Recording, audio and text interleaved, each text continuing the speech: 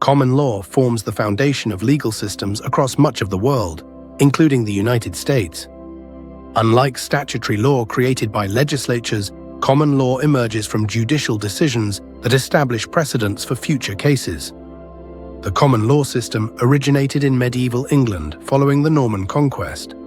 As royal judges traveled throughout the country resolving disputes, they began recording their decisions. These recorded cases created a body of precedent that judges would reference when facing similar situations, establishing consistency across the realm. This practice gave rise to what we now call common law, a system based on judicial precedent rather than written codes. At the heart of common law lies the doctrine of stare decisis, which means to stand by what has been decided. This principle requires courts to follow established precedents when ruling on similar cases, ensuring consistency and predictability in legal outcomes. While precedents can be overturned, this typically happens only when they become outdated or misaligned with current societal values. Common law differs significantly from civil law systems used in countries like France, Germany, and Japan. Civil law relies primarily on comprehensive written codes enacted by legislative bodies.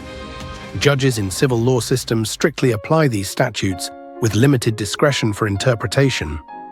In contrast, common law judges actively interpret past rulings and adapt principles to new situations, allowing the law to evolve organically over time.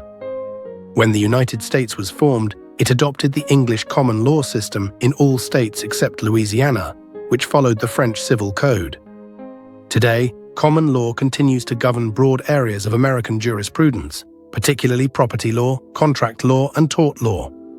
These fields develop primarily through judicial decisions rather than legislative action. Consider how common law shapes everyday legal relationships. In contract law, the principle of implied contracts allows for enforceable agreements even without formal documentation. In tort law, the concept of negligence permits individuals to seek damages when others fail to exercise reasonable care. In property law, the doctrine of adverse possession enables someone to gain legal ownership of land after openly occupying it for a statutory period. The relationship between federal and state common law adds another layer of complexity to the American legal system. Each state maintains its own common law traditions, which can vary significantly across jurisdictions. Federal common law applies in limited circumstances, such as interstate disputes where state laws conflict, matters involving federal government interests, and specific areas like securities fraud and maritime law. However, federal common law is displaced when Congress enacts legislation addressing a particular legal issue. For example, in securities law, federal courts cannot create common law remedies that Congress has chosen not to include in statutory provisions. Common law continuously evolves as courts interpret new cases and respond to changing social and economic contexts.